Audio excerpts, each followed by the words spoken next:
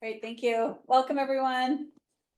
I'm in this beautiful space here. They probably can't see, but it's really beautiful up here.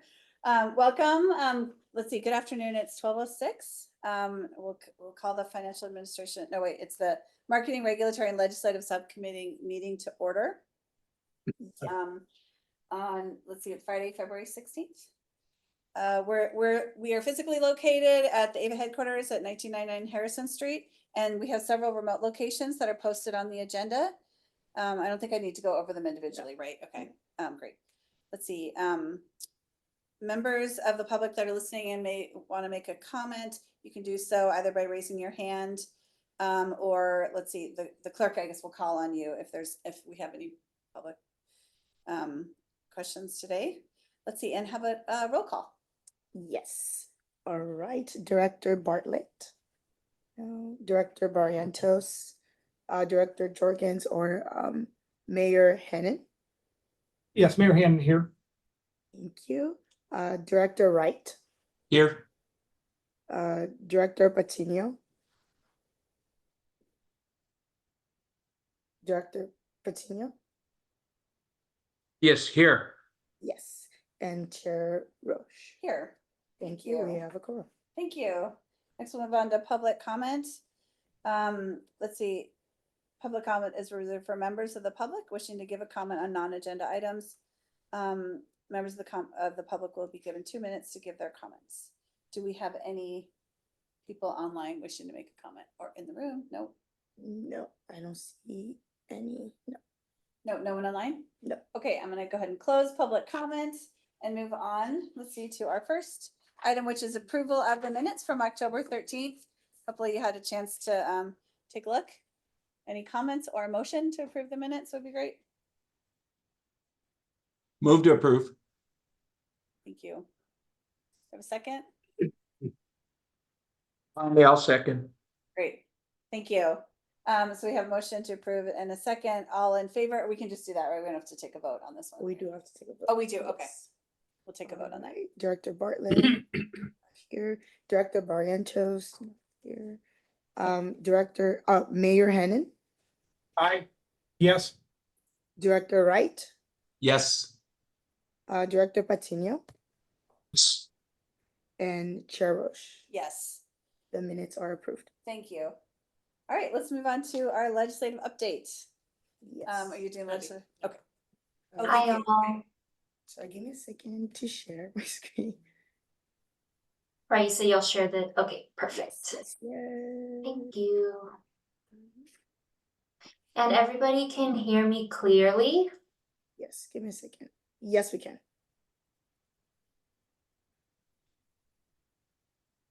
Okay, I'm on full screen, but my screen is not updating on that screen. Give me a second. I know you guys can see me do it. Hold on. No worries. Okay, give it a second to load. I think. I paused my sharing. That's what I did. Okay, great. Sorry. Okay. Why is this? Give me a second to share again. Okay, we're gonna start again. Try again.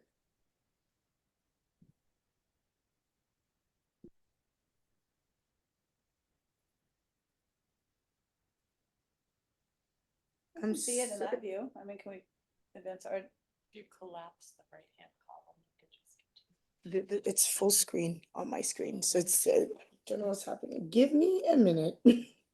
Sorry, technical difficulties, but we should be back soon, hopefully. I'm gonna do this again.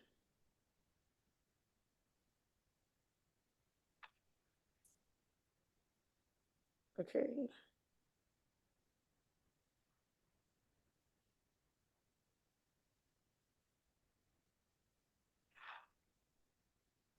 Okay. All right. I guess we're just going to share like the way, yeah, we're just gonna share it like this, unfortunately. Okay, yes. You did Yeah. it. I don't know what I did, but let's go. Like, Awesome. you probably just. Browsing. I don't know, my computer's tripping, but anyways, take it You away. did something magical there. Thank you. Okay. I will go ahead and get started. Good afternoon, members of the board. I first want to introduce myself. My name is Feby Bodiarto, and I'm a policy analyst here at Ava Community Energy. I currently support Ava's legislative team. And you all may know Alec Ward, who is our principal legislative manager. He normally gives these presentations to the subcommittee and to our board. Unfortunately, he's out today, so I will go ahead and give the legislative update informational item this afternoon. To just give you a bit of an introduction about our team, Alec and myself, the two of us, we support both state and federal legislative items, including bill analysis and advocacy. So the purpose of today's presentation is to give all of you a quick rundown of California's legislative processes. And then I'll also go ahead and give an update on the different types of bills we are tracking in the state legislature. And it's important to note that when we go through the bills, to know that we have not taken an official position on any of these bills, and we will do so most likely in the March board meeting. So this is simply just a preview of what you will see during the March public meeting. We can go to the next slide. Great, thank you. So in terms of legislative updates, last year in 2023, we really had a historic year in bills. There were about 3,000 bills introduced and about 400 signed into law, varying in different sectors. And in this year, we're also seeing a very high number of bills being introduced. We are currently tracking a growing list of both Assembly and Senate bills in the state. And again, we plan to recommend bill positions during our board public meeting in March. And then lastly here, just to give you all a note, next week on February 21st, Alec and I will actually be in Sacramento to meet with various state legislatures and also the governor's office to learn more about their legislative top priorities and better understand alignment there. Can you go to the next slide? Okay, so key deadlines for this legislative year. You'll see here that January 3rd, so the beginning of the year, we began tracking and reviewing all different types of bills. And then on January 10th, we actually saw governor's budget. To note, although it's mostly Alec and me supporting the legislative team, we really do lean on functional teams, on the other functional teams here at AVA as subject matter experts, and also CalCCA and other CCAs to help us review different bills because we're seeing hundreds of bills come in. To note on the governor's budget in January, it forecasted a $38 billion shortfall this year. And overall, many of the CCAs and CalCCA, the budget cuts to energy were not as bad as initially feared. There were some predictions that were almost double the expectation of the $38 billion shortfall. With that being said, it will still be a difficult policy environment this year to move bills forward. And then here, February 16, so today, all bills must be introduced for this legislative cycle. So we're seeing hundreds of bills are pouring in this week. As we speak, by the minute, my inbox list grows larger and larger, seeing these bills come through. And then lastly, just want to note in terms of deadlines, August 31st is the last day for each house to pass bills. Okay, let's move to the next slide. And okay, so this is really where I would spend most of my time discussing some of the bills that we're seeing, I would like to disclaim that this is absolutely not comprehensive. We're again seeing the bills come through, and today is actually the bill deadline. So there are bills in my inbox that have not been seen yet. So this is just simply a first glance, a list of things we're seeing, some bills we're seeing, and some of the trends we're also seeing during this legislative cycle. So I'll go through each one, but just to note, in the blue here are different themes or categories of the different types of bills where we are reviewing. So let's go ahead to Brown Act. Let's see, what's that first one? AB 817. This is a Pacheco bill. And this is a bill that would actually expand teleconferencing rules to subsidiary bodies. Subsidiary bodies is defined as bodies that do not make decision making, particularly for any types of resolutions, board material, resolutions, letters. And we're thinking that this could apply to the CAC and potentially subcommittees. So teleconferencing rules would be expanded and members would not need to disclose their location. We can move on to AB 1999. This is an Irwin bill. Some folks may have seen that AB 205 of last year permitted a fixed charge, income graduated fixed charge to both CareFera and non-CareFera customers. And so AB 1999 would actually repeal AB 205 to create a ceiling of $5, a fixed charge of $5 for CareFera customers and $10 for non-CareFera customers. Something to note here for AB 1999 is that our policy team is doing really extensive modeling and analyses on this bill. We are looking at several proposals that was recommended to the commission. And then under utilities, we're seeing two specific utility bills, AB 2054 and SB 938. The first one here, Bauer-Cahan's bill, this would actually prohibit CEC or PUC commissioners to be employed by an entity that they regulate for within after a 10-year time frame after their commissioner role is terminated. And our interpretation of this bill is that this would also include CCAs. And then SB 938, this would prohibit IOUs from charging ratepayers for any political lobbying activities, and actually looks at increasing transparency of the IOUs, the way that they charge costs surrounded with political lobbying activities. We're also seeing an increase of electric vehicle bills, a record number of bills that support and advance EV infrastructure.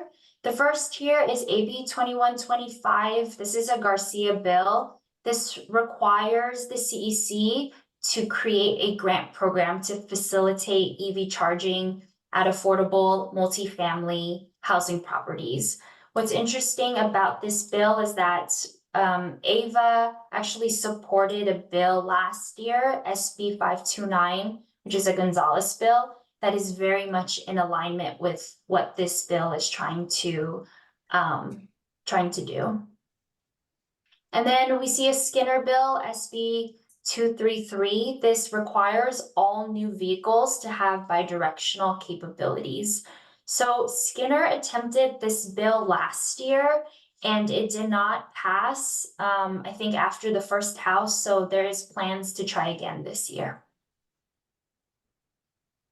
Okay, and then we can go to the next slide. I think there's just 3 more bills left. Okay, so a hot button issue we're seeing in the legislative year is transmission issues. So SB 1006, a Padilla bill, This is requesting and requiring that the commission ensures that California is on track to meet and deliver the state's transmission goals. So it's really pushing the state to identify if we're on track. And we're seeing numerous transmission bills with similar objectives. And then the last two bills listed here, they're both clean energy bond bills. They would authorize, both of them would authorize $2 billion for clean energy projects.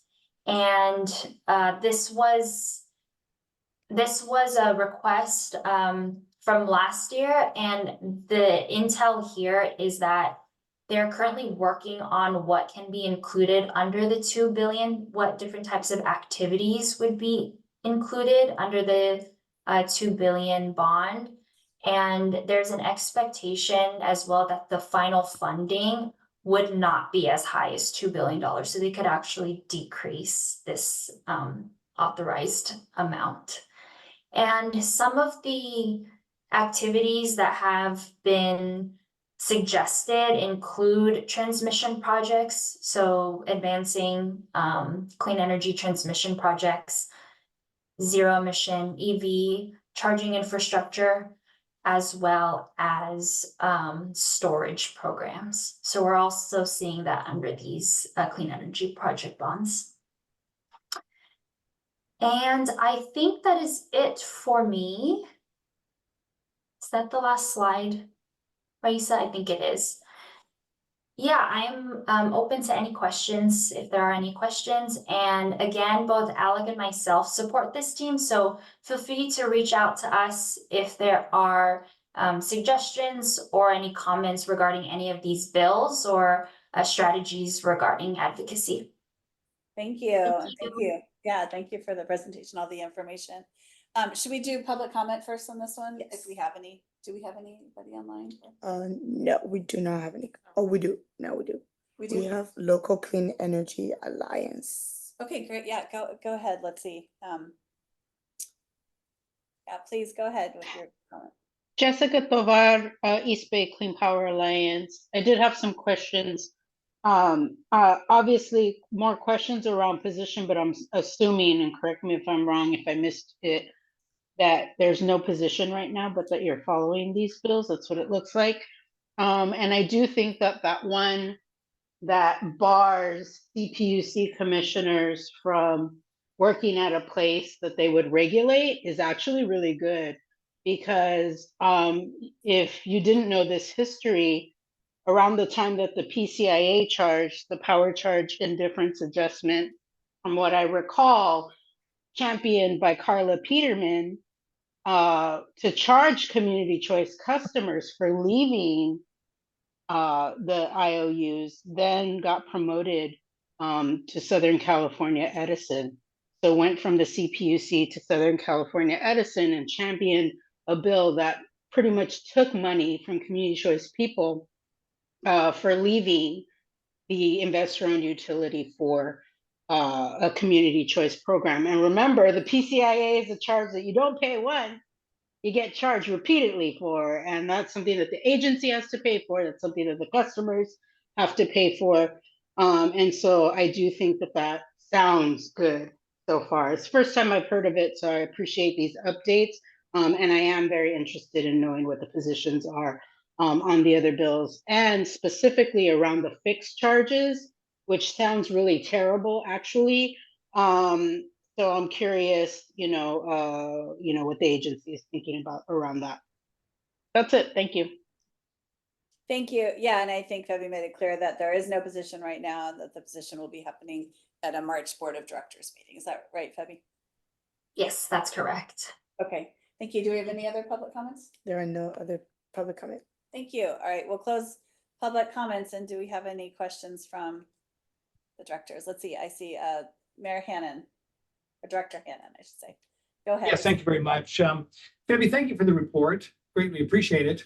One of the things I'm always interested in is the unanticipated cost or mandates to local governments.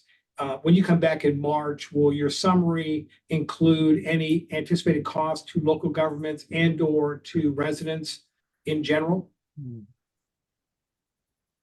I am unsure if that will be included, but I can definitely talk to the team as a request. On the bonds that you mentioned, what is the anticipated, how, assuming that those are passed, how would they pay those bonds? What are they looking at in terms of the mechanism to repay those bonds? That is unclear to me. It's the current bills, AB 1567 and SB 867. They are currently, I think, in draft. So it is unclear as to the source of the bonds. But I'm happy to come back to you as soon as I know, Mayor Hannon. Sure. And again, I'm always interested in whether or not that's going to cost my local residents in terms of, you know, possible property tax increases, things of that nature to repay those bonds. You mentioned under 1006 requires the CP to ensure that California is on track to deliver sufficient transmission capacity. I don't know what that means in the broader scheme of things. Is it something where we're so far off in terms of being able to deliver that, or we're getting close? Where are we at currently? Do you know? Right.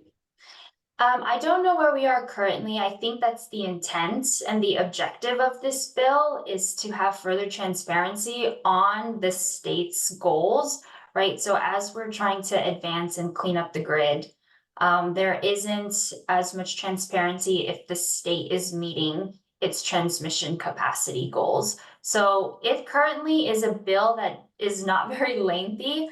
It's simply just has the objectives of the goals.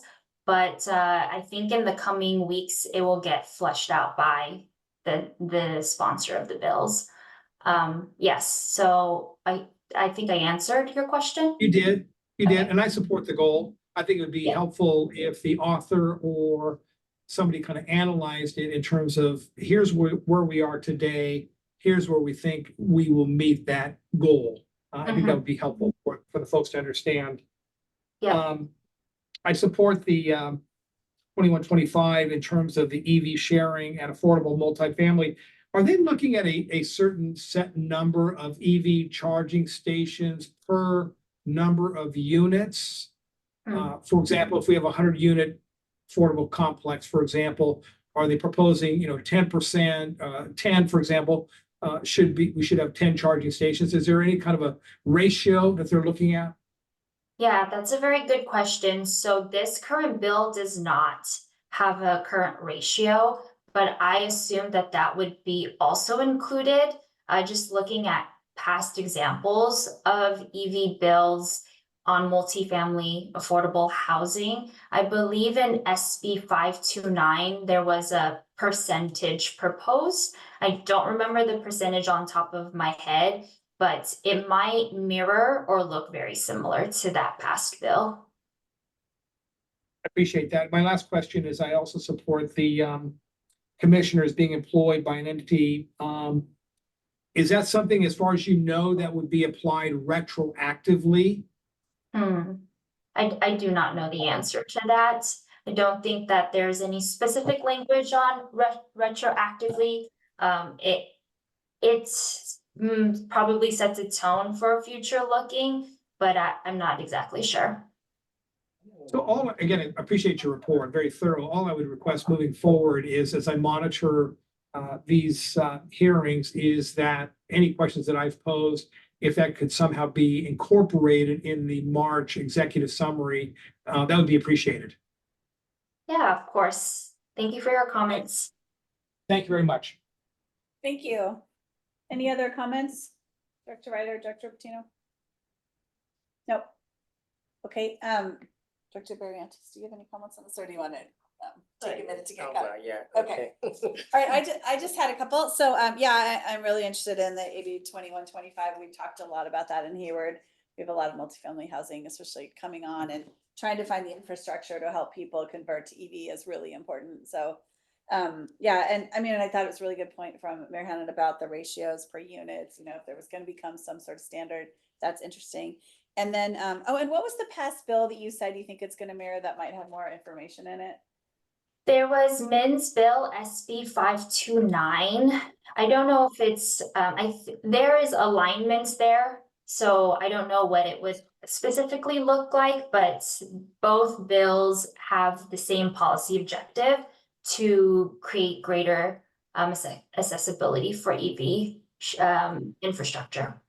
Thanks. And then I was also wondering if you're tracking a bill that I just read about. It's a Senator Becker bill, SB 1095. It's called the Cozy Homes Cleanup Act. But again, it's something Rich and Hayward, talking about, converting people, older homes to electric and how there's laws around that make that difficult. Just wondering, to sort of retroactively electrify more buildings. Wondering if you're tracking that one. Yeah, Chair Roche, which number was that? 1095? It's SB 1095. Okay, Yeah, I SB will 1095. include it on our list. Great. Yeah, I think that might be important for, especially some of our older homes. Okay, and I Okay. think that was all I had on that. Okay, no other questions on this item? Nope. All right, thank you. Thank you so much for all the information. Thank Look forward to you. the March discussion on that. Appreciate it. Thank you. Thank you. Okay, great. So we'll move on to our next item, the Eva brand awareness. Mine is, No, that next door it's- is website. It's Oh, I'm website. sorry, I Okay. skipped one. Thank you. Alright. Thank you, the Eva website. Thank you. I'll be covering this item. Great. Give me a Dan second. Lieberman, Marketing Director, and just wanted to take the opportunity to update the group on some work we're doing on our developing our website and solicit a little feedback if you have any and from the public on this opportunity for improving the look, feel, and functionality of our site. So, Rice is pulling up the deck. Same thing is happening again. We love this. Sorry, y'all. Don't know. We're gonna have to maybe switch computers eventually. Well, maybe like you said, it's the timing, right? Because eventually I- it'll pop up. I know. I'm very confused why this is happening. But okay. Yes. There you Look go. at that. Yes. Look at that. Awesome. Fast We're now. getting faster. All right. All right, so Yes. moving along, I did a quick agenda just to show what I'll cover today. Sort of reviewing the purpose of the website and the objective of this project. I'll do a little quick status of our site, past and present, looking out to where we're heading with the site, and then solicit feedback. So the purpose of the site, I mean, you all know a lot of this, but we're trying to share information about our agency. There's inbound marketing, people looking for information about what we do on the web, and we want to have a good place that they find. We do a lot of marketing that directs traffic back to our site, and we want to have pages that, fulfill the information needs and expectations of customers when we direct them to our site. We have, and also for partners like our city members, we're providing content to them that directs back to the site. We want to have a good user experience when the visitor arrives at our site.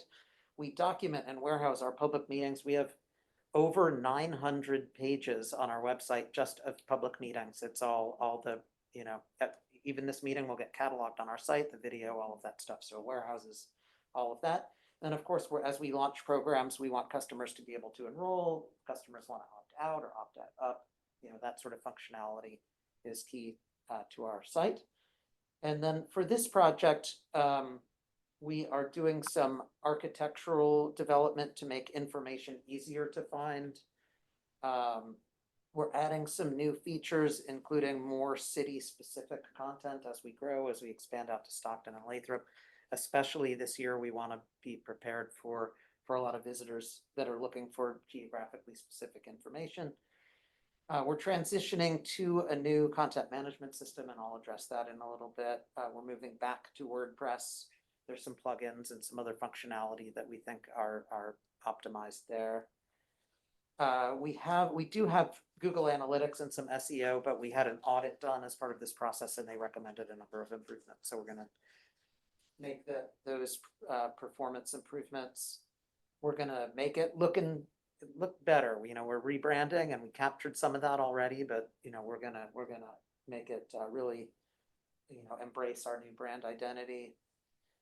And then ensure accessibility for ADA in different languages, which we've done along the way, and there's some more opportunities to improve there. So those are some of our objectives. And then the next slide. Here's just a look back. I had a lot of fun on the Wayback Machine. I don't know if you guys have used archive.org, but you can go back and look at any web page at any time. It's a ton of fun. I grabbed some snapshots. You can see when we launched, we had it on WordPress. Our previous design firm, Circle Point, assembled this design. We've changed, these are just homepage header views. We change the homepage header, frequently to keep the content fresh, but these are a couple of snapshots. Move into 2020, we moved away from WordPress. We found it a little clunky on the back end in terms of our editing.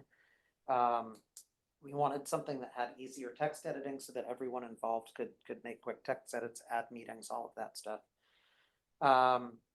And we had a new design firm, Celery, and they came, assembled this design.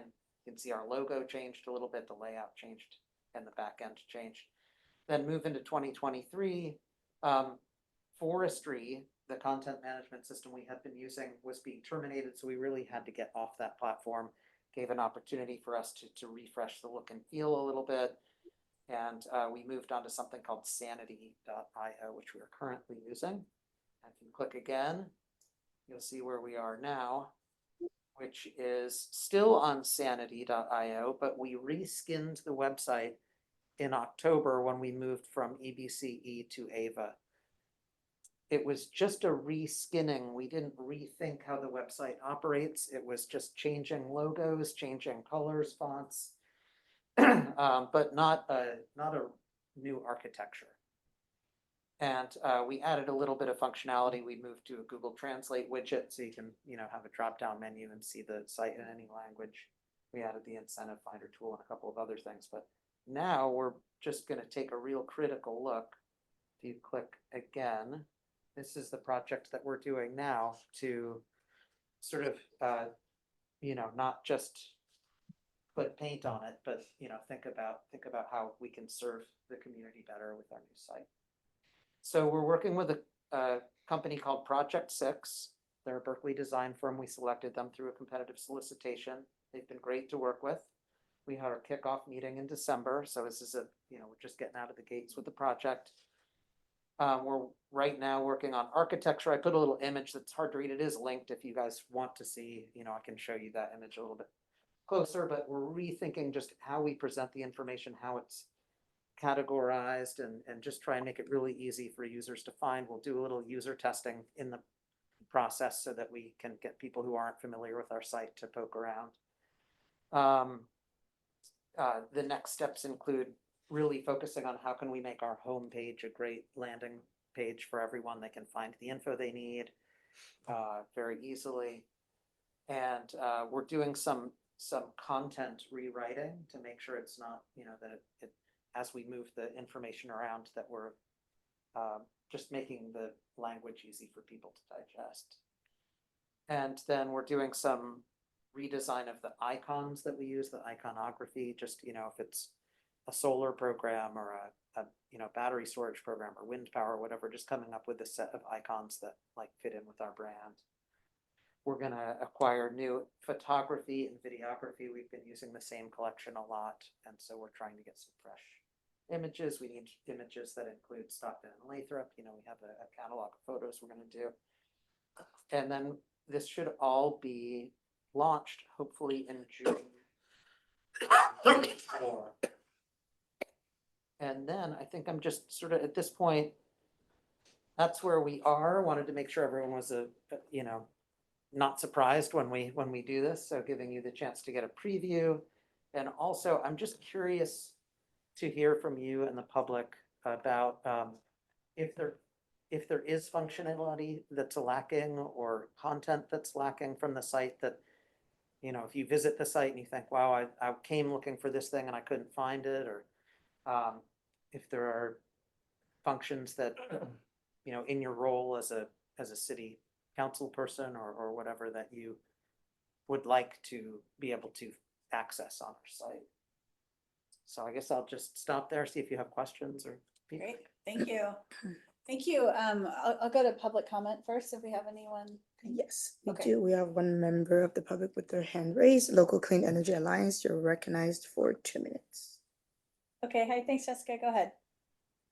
Jessica Tovar, my first question is, my understanding is we had asked for the agency's name to be consistent with community energy at the end.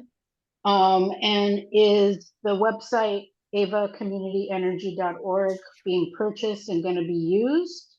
That's my first primary question. And then the second question is, I use the website actually a lot, and a lot of people have come to me because there's certain information they can't find, and then I point them to it. And so, and then we also use some of the websites when we do outreach on a specific issue. So for example, doing Spanish community workshops around debt relief programs and programs that are offered by the agency. And so I did catch, especially with the paying bills, that there was like a good Spanish information like on the first page, but then when you click links, there wasn't. And I just looked at that now and it looks like something's been changed there. And so I do see the difference. And I may have complained about that some months ago or a year ago. But that's actually really helpful because when people do go to the website, they want to sign up for things. And if the thing they're trying to sign up for is only in English, it's a problem. I do see a problem that's not in your control, but it does connect to like, third-party website, like PG&E's website, for example. And then that page is in English. So I think also looking for PG&E's Spanish webpage to connect to that and be consistent with the language throughout would be very helpful for people that are navigating. And sometimes I have to do this for folks because it doesn't end up completely in Spanish all the way through the end. So I'm just sharing that feedback. Thanks.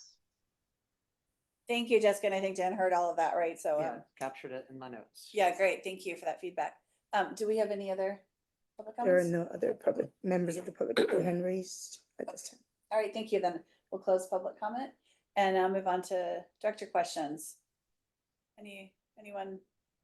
Let's see, Director Hannon. So, oops, I'll wait. Oh, that's okay. Lexi hasn't. Is- Yeah, go Thank you ahead. very much. I just want to say great presentation. And I haven't followed this as closely as I probably should have, and I apologize for that. But just a couple quick questions. One on the city updates. Would you anticipate having a link by city so that cities can feed information into their respective link?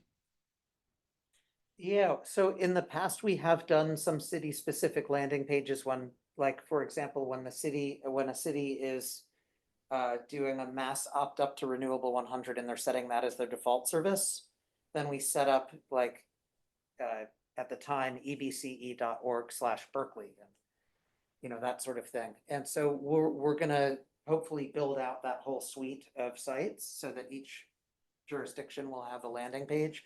And then we set up a template and then worked with the city sustainability managers to make sure that it was meeting what they were hoping to have on at the time.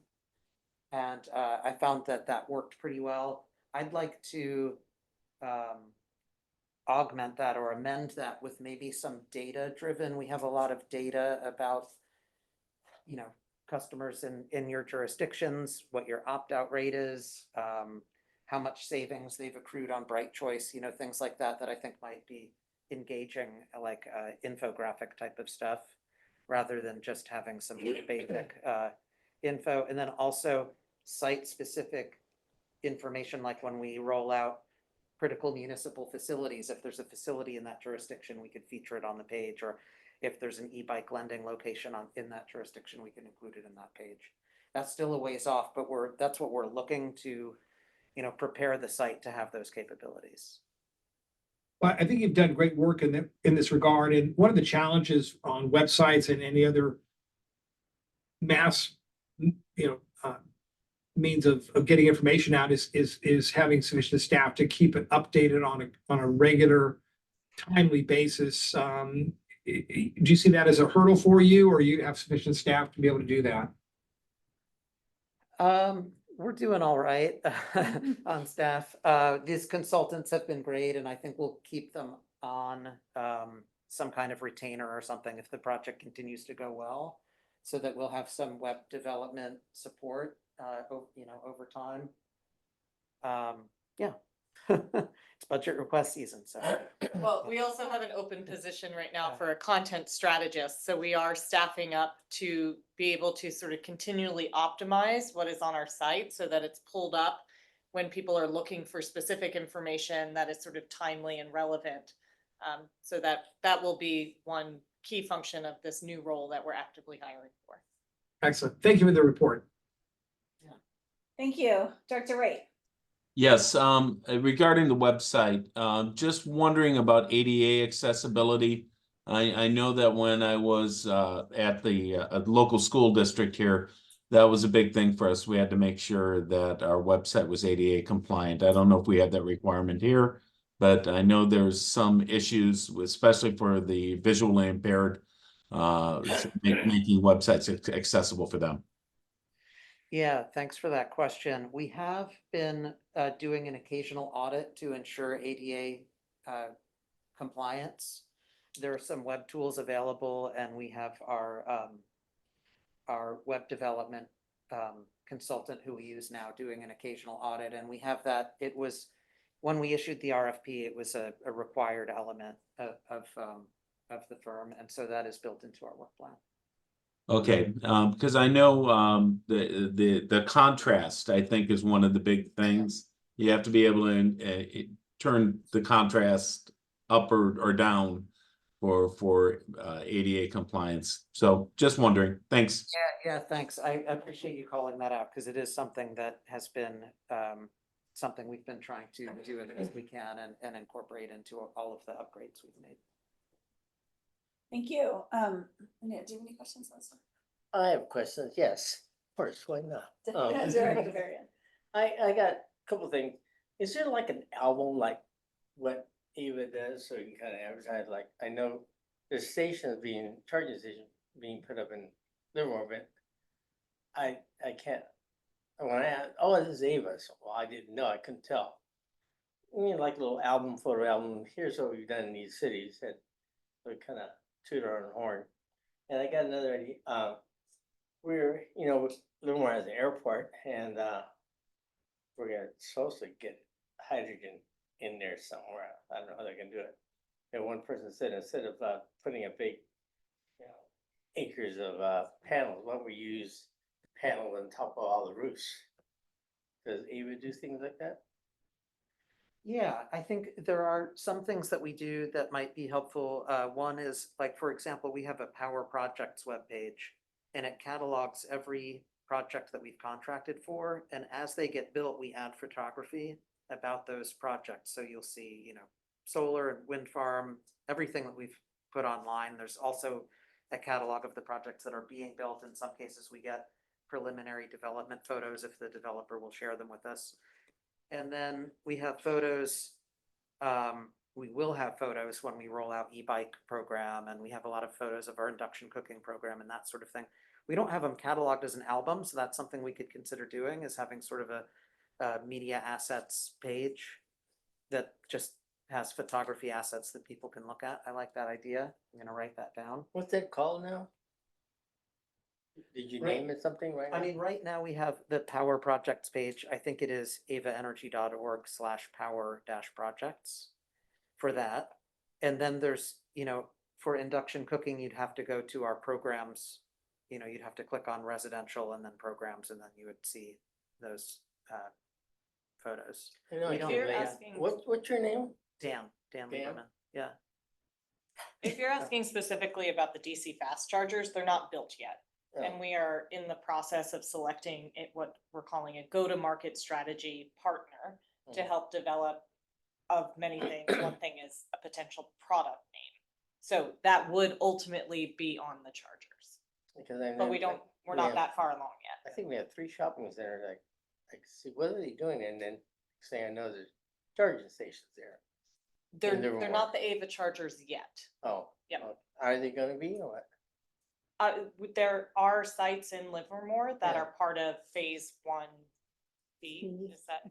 Yeah, so our first pilot project is here in parking garage in downtown Oakland, Oakland City Center. And then there's another, the next tranche is about 10 to 15 sites, and I believe Livermore is in that tranche. We had an incident in one of our parking lots where they have chargers. Some idiot decided to cut the cables. Yeah, yeah. Have a shocking thing, when they cut it, they die. Oh, that was, there's no way to protect those, huh? You wanna do that? There are various mechanisms, I think. It is a challenge that I think many of the private charging providers are seeing. We've tried to account for that in our contracting so that the onus is on the developer to make sure that any vandalism or, I mean, more frequently, it's like there's a problem internally with the system. So they have certain service level agreements where, you know, their payments drop if they don't repair something that's wrong at the charging hub. So the best we can do is sort of hold them accountable, but how they want to address that kind of vandalism would be, we're looking to them to provide that solution.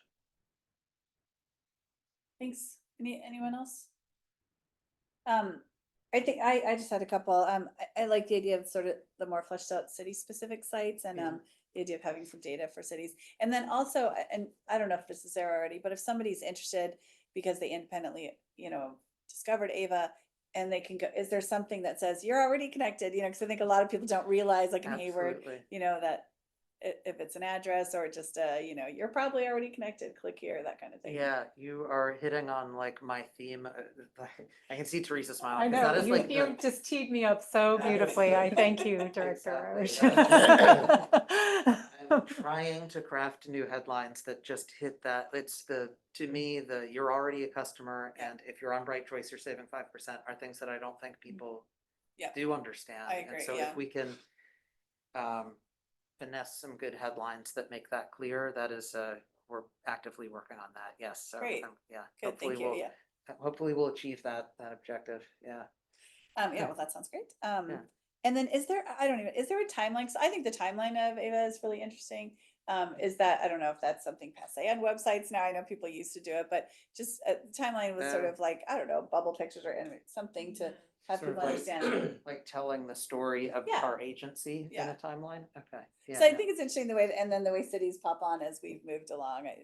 But I mean, that's obviously not a critical thing. Yeah, It's just, I think we have it in curious. some handouts, but I don't know if it's just available as a.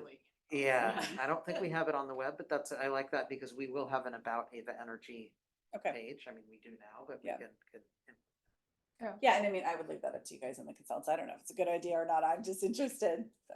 No, I mean, to your point about like making sure folks know they're included, right? Yeah. You know, like, I think that's a nice visual way to show that is, you know, the kind of when the cities came on board and everything. I think that's a very cool idea. So, yeah. Yeah, I don't know, just I can see them sort of popping in as you move along. Yeah. And then the one other just, oh, and then I also like the idea of like the city specific things would have, you know, if there's an Ava event or like the EBAC lending or that kind of thing, or the library lending for the induction subs, that where you can get them in your area, you know, that would all be really cool. And I'm sure it's on there somewhere now, you can find that information, but Yeah. also kind of cross-linking to just the city specific site. And then I guess the last thing was, you know, this is just minor, but when I went to the current site, the way it is now, like it is pretty stark right now because I know it's in, you know, process. Yeah. But the way the menus are right now, they're kind of below the headline. And that's always one for me that I just look to the left or I look to the right and I Yeah, couldn't yeah. find them and they're sort of low. Now, I mean, I know this is all happening. but Yeah, Just some yeah. feedback from me. Thank you. Yeah, we actually have 3 toast notices right now, which we have never done before. Those are those notices at the top. Yeah. And so we probably won't do that again. It pushes the menu way down. Yeah. So, Yeah. Thanks, that's good. All right. But otherwise, thank you. I look forward to, you know, how this moves forward. And I'm sure it must be fun figuring out what goes with orange, you know. And We have had lengthy discussions about orange, yes. Some of them related to ADA compliance too. Yes, yeah. It is of the colors, it's a trickier color to manage for ADA, but as Dan said, the agency Project 6 that we're working with on this, they're based in Berkeley, and one of the things that really attracted us to them was their real focus and kind of forefronting of that area, you know, and they're very strong in that area in terms of like ensuring compliance with really nice looking sites, you know what I mean? So, yeah, so I mean, it's hard, you know, but we're feeling good about our ability to deliver on something that's more engaging and also compliant, so. Great. All right, thank you. Oh, yeah, Thank thank you. you. Thank you. Any other questions before we move on? Okay, nope. All right, let us move on to now the brand awareness. Yes, yeah, Thank you. great. Well, like I said, you did team me up well. I'm Teresa McDermott. I'm the head of brand and marketing here at Ava. So nice to see you all again. And I am really happy to be here today to give you an update on the awareness campaign that we've been talking about for a while, promising for a while, sort of the second half, the public, you know, instantiation of our brand rollout. So I'm just gonna vamp. Well, Thank you. well, I appreciate okay, it. I got a lot of wind up anyhow, We so need it's no to figure problem. out. Like it's no problem, like, Thank you, Teresa. you know, so I want to tell you about the campaign, you know, kind of everything from the strategy behind it to how we're thinking about media, where it's going to show up. I'll give you some examples of, you know, the actual physical locations you might be seeing it. But I do just want to kind of, you know, draw attention to the fact that, you know, this is an awareness campaign. This is about doing exactly what you said about letting people know that, hey, you're already our customer. You know, so this is not about kind of like down in the weeds, take this action, go borrow a cooktop or something, or, you know, or up, you know, level up your service to R100. It's not that at all. It's more about, you know, we're your local energy provider. You're already our customer. You're already part of great things. Like if you want to learn more, do this, but really, truly, you know, especially with all the consternation we see out there about high energy bills, and a lot of that directed at PG&E, you know, it is increased kind of people's awareness, and they're coming to our website and they're not aware of who we are because they see us on their bill associated with these big numbers. And so we really want to, you know, we want to get out there and help people understand that, that we exist, that we're not a scam, and that we provide benefits to them, you know, including, you know, these key ideas of savings and local reinvestment and things like that. So you can go on to the next slide. Thanks. Good job. So like I said, we'll talk about goals and objectives. We'll talk about how we're basically, just very briefly, how we're like thinking about the folks we're communicating to, our approach to kind of media, the actual places we're putting the advertising, what that ad creative says, the messages we're putting out there, and I've got some sample creative, and then the timeline, and we'll look at actual placements, like out-of-home placements that will be going live, and then just some next steps. So you can go to the next slide. So our goals for the campaign, like I said, you can go on it, sorry, these next ones are words. So, you know, like I said, it's awareness, and it's awareness across our territory, at a high enough frequency that we can learn from. So we're really looking to kind of reach broadly, and reach with enough frequency that, you know, we have a reasonable belief that, you know, most people know they're not going to be able to like kind of repeat our mantra hook, line, and sinker, but they're going to come away with this, with a new like awareness of that there is this energy company called Ava, and I'm their customer. So you can go on to the next slide. So you'll see when we get talking about the creative, like we're practical. We're trying to bridge this gap of making it, not a gap, but we're taking the approach of making it kind of meaningful across our territory, but where it makes sense, making it very localized and focused on each of our cities. So where we can send targeted messages to cities, we're doing that, and that's mostly through a segmentation of those cities that are on Right Choice versus those cities that are on R100. So there is some, you know, again, just seeking to get closer and closer and more specific and be relevant to really let people know that they're already part of this. Because I think, you know, what we see through comments on our website and stuff too, and on our surveys, is people have no idea. And they're really surprised to hear, it sounds like you're hearing this too, they're really surprised to hear that they've been getting energy from us for, you know, a number of years. And so we really want to highlight that. So we're also deploying some tools and some measurement strategies. with this campaign that's gonna help us kind of continually learn and optimize, refine what we're saying, how we're targeting, and get smarter and smarter, not only in the targeting and messages in this campaign, but potentially, you know, in how we talk, the actual word choice we use, the types of topics we highlight in our communications, especially our website beyond that. So, you know, so there's an element of this campaign that I'll talk about that, you know, some of it's stuff you definitely recognize every day, like banner ads and billboards, but some of it is kind of technology and tools like that we're employing behind the scenes to really make all those things more successful. You can go on to the next slide. So audiences, like I said, that's basically just how are we thinking about the folks we're talking to. Now these are essentially the personas that we've been using for quite some time, tuned up a little bit based on, you know, some newer data sources. The focus of the campaign, the primary target of the campaign is our frannies, the people who are just, they're not informed, right? They're busy, they're focused on, you know, getting their family out the door and fed and doing life every day, and they're not thinking about energy or these things. They're just, it's not top of mind, and you know, maybe they're paying attention once they get their bill, but day to day, it's not their area of focus. So the frannies of the world are our core target with this. Absolutely, we'll have content and information for the Arnolds and Samanthas, but we believe that we didn't have to target them directly going out of the gate because they're going to be more receptive anyhow. They're kind of they're already there with us a little bit and easier to reach for us. So that's just that's how we're thinking about, you know, how we crafted these messages and where we're placing them. You can go on to the next slide. So this next section is about like those placements and where, you know, where exactly the advertising will appear. So you can go on to the next slide.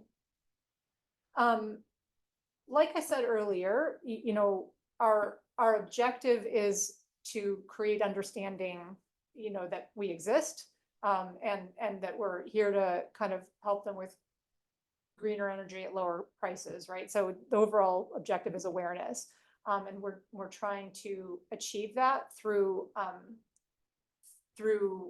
optimized sources that are kind of, you know, reaching people at a very broad level and also a very targeted level, like I said.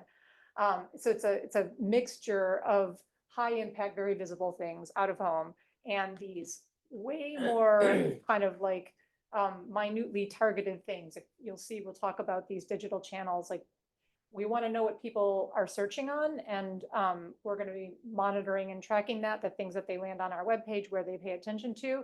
And we are going to eventually have enough information about that to actually be creating and fine tuning our content and putting that back out there to answer those searches and kind of create this loop where you're getting more and more people coming back to our website because they are finding that they're getting the answers to the questions that they have out there on that website. So, so very flexible in our approach, kind of both highly visible and very, very targeted. Go on to the next slide.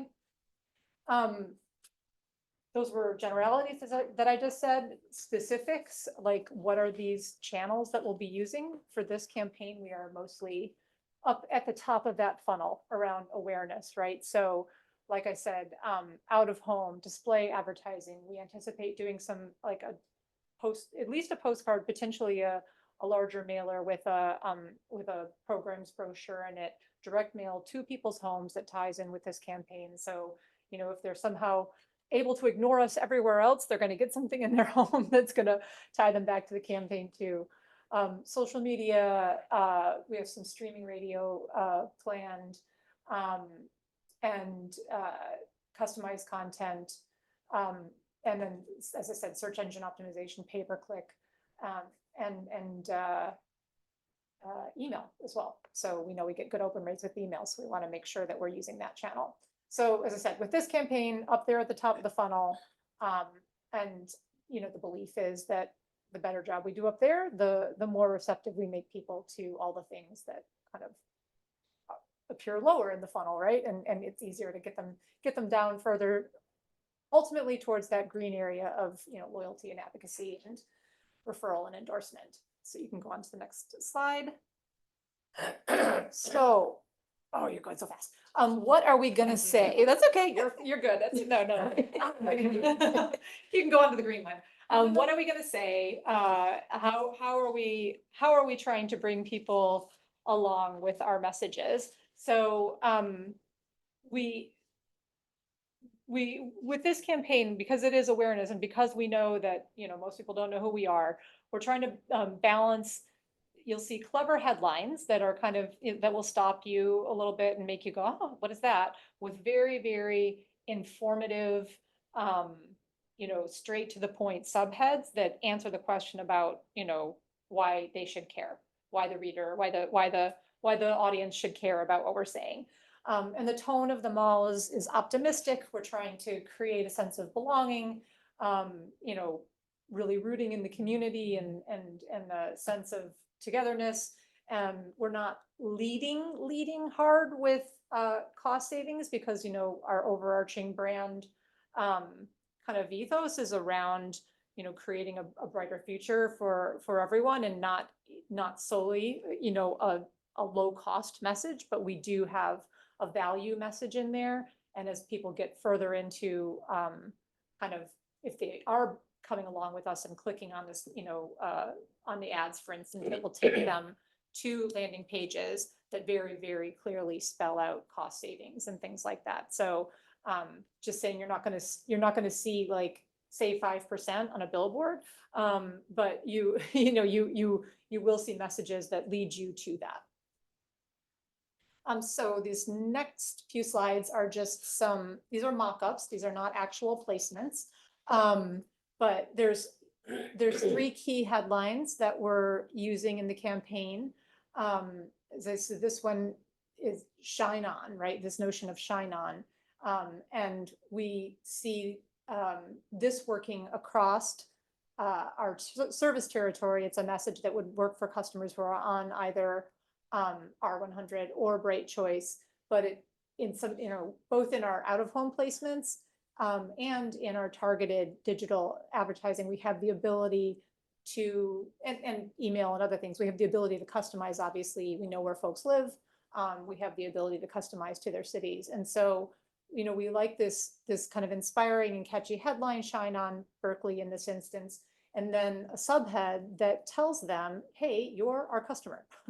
Ta-da, who knew? You're our customer, right? We have 3 key headlines. I'll share each of them with you. And we have a whole stable of subheads that we're going to be testing and optimizing.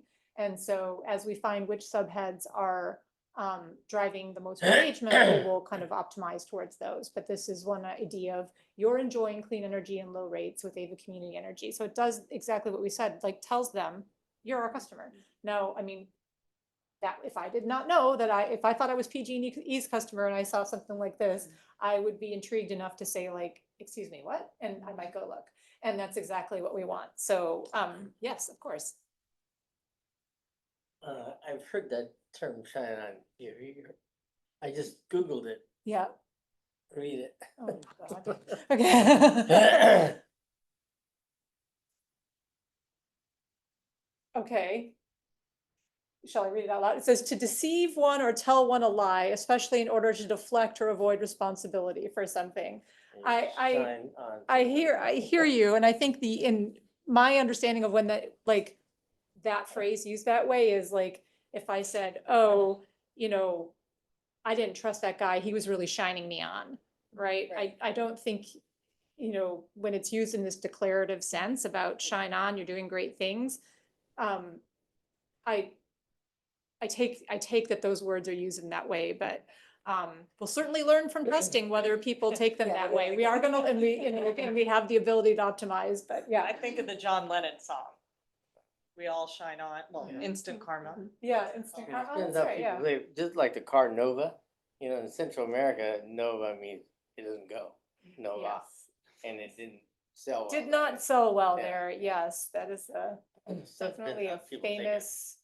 Yeah. Well, I would hope that, nobody thinks we're accusing all of Berkeley of lying. with this headline. That's certainly not the intention. But we, you know, as I say, with the channels we're using, we do have the ability, you know, to create feedback loops. And if that is the impression that we're giving out there, we're definitely going to hear about it. And we have the ability to move off of that. So why don't we go to the next headline? So this next headline is get a pocket full of sunshine and keep the change. This is a headline that we anticipate using more with in communities that are on right choice, because if you were being very sensitive, you know, you might say I'm R100, that I'm not getting change compared to PG&E rates or something like that. I mean, if somebody is thinking that deeply about our ad and about our rates, then I think we've already won the game. But you know, we're trying to be intriguing without kind of creating controversy where it doesn't help us. Yeah. But get a pocketful of sunshine and keep the change. It's, you know, again, a headline that, you know, can stop folks, especially, you know, now that we know rates are high. Just meant to be, as I say, optimistic. Pocket full of sunshine, keep the change. There's a value message there. You know, we like it. We're excited to see how it performs. You can go to the next one. This is the final kind of core headline. We see blue skies in your green future. Now, this is a message that we think that can work across our territory. You know, everybody, I think it's a fairly well understood idea of, you know, blue skies means, you know, good things, like better days, and you know, again, an optimistic message. And the green future, obviously, nodding to our clean energy and you know, kind of concern and support in that area. So those are like the three main headlines. As I say, we have lots and lots of subheads that we'll be testing and optimizing against, but they all do, you know, kind of the same work of being very direct in letting people know that they are our customers and we are the local nonprofit, in some instances, not-for-profit provider of clean energy. So, you know, awareness. Okay, you can go on to the next slide and you can speed straight through it. And there we go. And this is the timeline for actual placements of timeline for placements and locations of placements where we're putting these ads in this first wave of this campaign. So as you kind of go top to bottom, you know, they're digital, surgical at the top, broader, more high profile as you get to the bottom of that paid media area. Topic intelligence is the tool, the technology tool I was talking about that helps us monitor and learn from people's actual activities, both on our website and on the broader internet, to understand like the keywords people are using, the phrases, the concepts that people are gravitating towards. You know, we'll be able to learn more about, you know, does the word renewable resonate more versus clean? Does the word green resonate more than clean? We're you know, we're going to be able to kind of fine tune our language and fine tune the areas of focus we have as we learn more and more from that tool. Search engine optimization, you know, pay-per-click advertising, these things will be closely driven by that learning. Content syndication, so we, as we learn about these topics, the things that people care about, we are going to be creating content, both to live on our website and to put in targeted places on the internet that people can then click on to come back to our website. So basically syndicating, you know, information we want people to have. Bay Area News Group, we are a current advertiser with them now. We're just going to be leveraging those investments we already have with Bay Area News Group in both digital and in some instances print ads. We are going to do some experiments with streaming radio, some posting on Nextdoor, you know, paid promotions on Nextdoor. We know there's a lot of discussions about energy rates there right now, and so and you know, Ava comes into it sometimes, so always good to have the join the conversation where it's already happening. And then out of home and BART advertising, and I'll show you some of those locations in just a minute. And then these own channels that we have on the bottom, our email, our direct mail, our social website, will be activating all of those as well. So we can go on and just real quickly look at the placements. So what we anticipate is advertising in 8 stations across the East Bay. There'll be 5 of these 2-sheet posters that you see like in each of these stations. So 40 placements total across like 8 heavily trafficked stations in the East Bay. So, you know, Bart's Electric, it's nice to be there. And obviously we're getting a lot of people who have time to stand around and wait for trains and to look at our ads. So that's, we're excited about those installations. Then we have some, you can go to the next slide. We have scoped out some more traditional out of home billboards sort of in a lot of our different territories. So these are tentative placements. The fun thing about out of home is you can't really hold it for very long. So you get it when you pay for it. And so since we haven't quite paid for it yet, like these are planned placements though. So there's a billboard in Emeryville that we're looking at. This place in Berkeley, you can go to the next slide. We have 2 in West Oakland. And then you can go to the next slide. San Leandro, Hayward. I don't know if you know where that is, Director Roche, but So it's Foothill Boulevard, C Street. Oh, yeah, Yeah. okay, yeah. yeah. Oh, yeah, that's the medical, is that the medical supply shop right there? Yeah, that's a great place, yeah. Right. And then you can go to the next slide. And then we have this placement in Tracy. And then you can go to the final slide on this, I think. So, and we're also looking at one of these 2 really big high profile placements. These are big digital boards on it. The Coliseum one is on 880. The Toll Bridge digital is coming right off the Bay Bridge. And again, you know, it's going to be down to when we can pull the trigger, you know, availability kind of morphs on these things. But so it's like these have millions of impressions a week, I think, these big boards. So, you know, a lot of saturation in terms of the eyeballs that we'll have through these corridors. We were a little bit challenged, candidly, finding good out-of-home placements in all of our cities. And so, you know, we did reach out to the Muni Pals and spoke with them about, you know, can you make recommendations? And, you know, there's just uneven inventory in the different jurisdictions in terms of what's available. But, you know, we're going to do this first tranche of out of home and we'll see how it goes. And depending on response, you know, we absolutely do more. And let's see, I think I just have a couple of next steps on a final slide. You can go to that and I will then open it up. You can go to the next slide. One more, there we go, perfect. It's laggy, got it. Okay, so I just wanted to make you aware that you will be seeing on next week's consent calendar a item related to this campaign to amend our contract with Salary Design. They are our long-term marketing agency partner, help us with a lot of our outsourced marketing activities. And there'll be a consent item there to just increase the not to exceed amount because we have a lot of work with them. This campaign that I've just showed you is part of it, but there's also a lot of other stuff coming down the pipe with them that we've been working on. Obviously, all of our rebrand work, but also the Healthy Communities program, DC fast charging. We have a bunch of work around induction coming. So we have been using them heavily and need to up the amount that we allocated towards their contract. And just to be clear, like this money is in our budget. This money was approved in our budget last year. It just wasn't put into the salary bucket. And now that we knew we were going to do this campaign, we just didn't know exactly which partners we would use to execute it. Now we know that, and so that's why we're looking for the approval of that contract amendment with them next week. So I just want to make you aware of that. And then we expect the campaign, you know, especially some of the digital assets, to start rolling out towards the end of next week.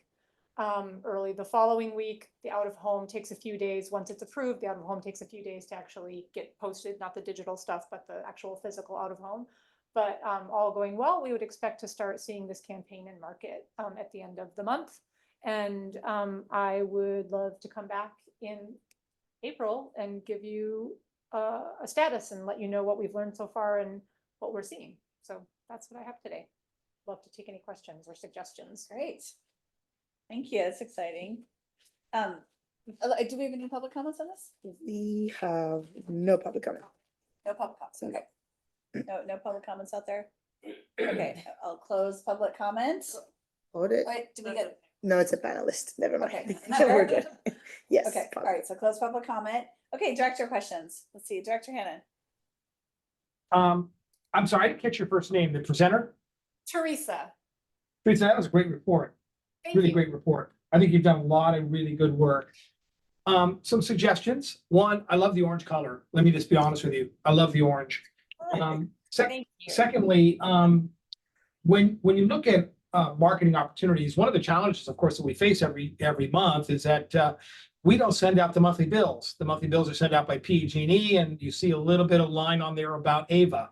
So that's certainly one of our challenges, is getting the voice out there when we're not the one sending out the bill to begin with. So that's certainly a challenge. But I wanted to make a recommendation that as you look at the East Bay Times, that you also look at the Tri-City Voice. The Tri-City Voice is a free periodical that is basically circulated throughout the South County, including Hayward, San Leandro now, I believe, but Fremont, Union City, and Newark. I would certainly encourage you to contact the Tri-City Voice and look at opportunities for getting the word out through them. Secondly, with all those billboards, I didn't see any billboards in the South County area, Newark, Union City, and Fremont.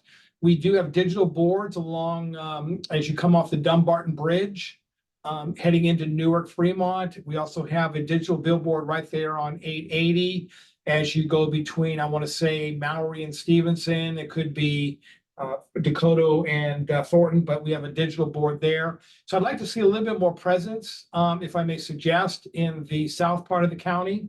And those are my questions. Thank you.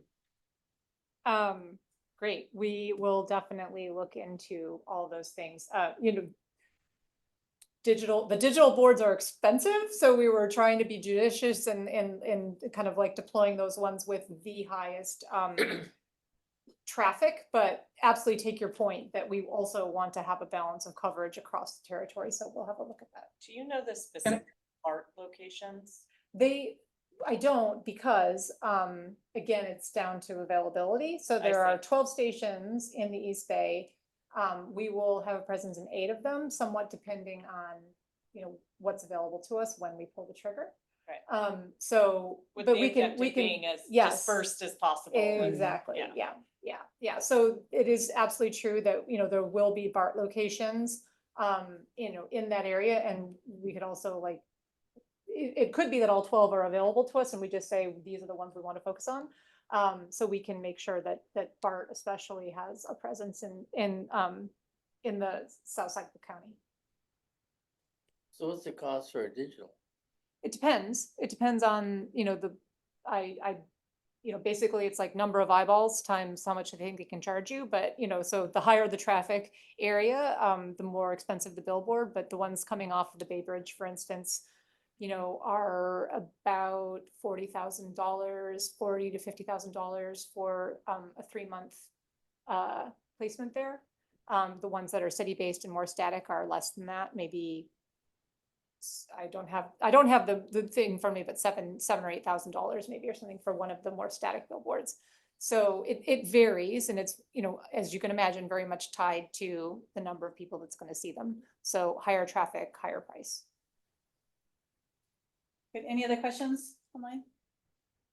Questions for it? No. All right, I had a couple. I have to admit, I did have a little bit of pause with the Shine On. I agree with you on that, because Okay. maybe it's a generational thing, and I didn't think of the John Lennon version of it. But just I was thinking like Shine Bright Berkeley, somehow that felt like more upbeat somehow than on the other hand, if you're going provocative and people want to be like, wait a minute, are they telling me to shine on? And then they look it up, maybe that's good. But you're gonna obviously study that, so that's good. Yeah. Let's see. The other thing is, I was just thinking, so often I think with branding that, it's when people are using it, like they stopped a charging station, it says powered by Ava, or I was thinking like large buildings, like a data center that has a big orange powered by Ava here, or something like that. Like just sort of direct, sort of obvious, like when they're using it, or like it's sort of like pointing to who is using it. Cause I guess I was wondering, this is just general questions, no particular, but like, what is the value that we get out of sort of telling people that get Ava at their home, you know, that they're getting Ava, you know, like, cause I was thinking, you know, we don't look at our bills ever, right? Unless all of a sudden it's really high. So like right now, like it's high, right? So I told my husband, like, can you get on and see if this is really right, you know? And then we're looking at it. But other than that the value of me knowing whether it's Ava or PG&E like isn't necessarily, I'm just wondering what the value add is there for us trying to get new customers in that sense, and understanding it as opposed to putting all the money into like the general understanding of Ava in the community and getting more, I guess, more customers to get online. And I don't know if you know, because like I don't know that it matters that much to Does it your matter? average person, and Yeah. just a Well, general I question. think a big thing we think about is we want, if we pull back and think about what we're trying to accomplish as an agency, right? We're trying to promote electrification. We're trying to, promote people taking actions that will help kind of reduce our carbon load as a, broad community.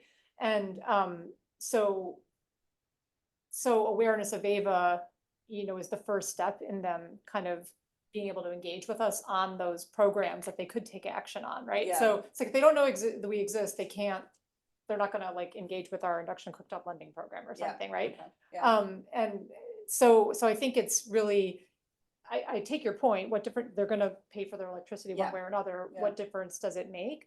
But I think it's around receptivity to all the other things that, we're trying to do is where it really matters. And, we are looking forward to, as, intimated, when we have our DC fast charging network, standing up, those will be branded with, Yeah. with Ava. And absolutely, once you're physically interacting with the product, that's such a more direct and visceral experience of a brand. And that's why we are spending so much time and effort kind of like making sure we get that right, because if you can touch it, it's way more meaningful than, it's like something buried on my bill and whatever. Yeah. and it's Because I was electrons. thinking, like, to your point, like, I think, I don't know about the frames, but it sounds like it is the other people, the electricity pro and the socially conscious, like, they're the people that are gonna be our advocates out in the community, not necessarily the frannies, because. they may- Yes, Yeah, 100%. Sorry, go ahead, Amy. Go ahead. No, I was just gonna say, and I think a program of advocacy with people who are already more inclined to speak up and kind of be ahead of the game on where we're trying to go. That is something we're contemplating on a, kind of a longer term basis, in terms of really seriously trying to reach out and activate these people to help us get the word out and be champions for us. So I think it's yes and, Yeah, not, okay.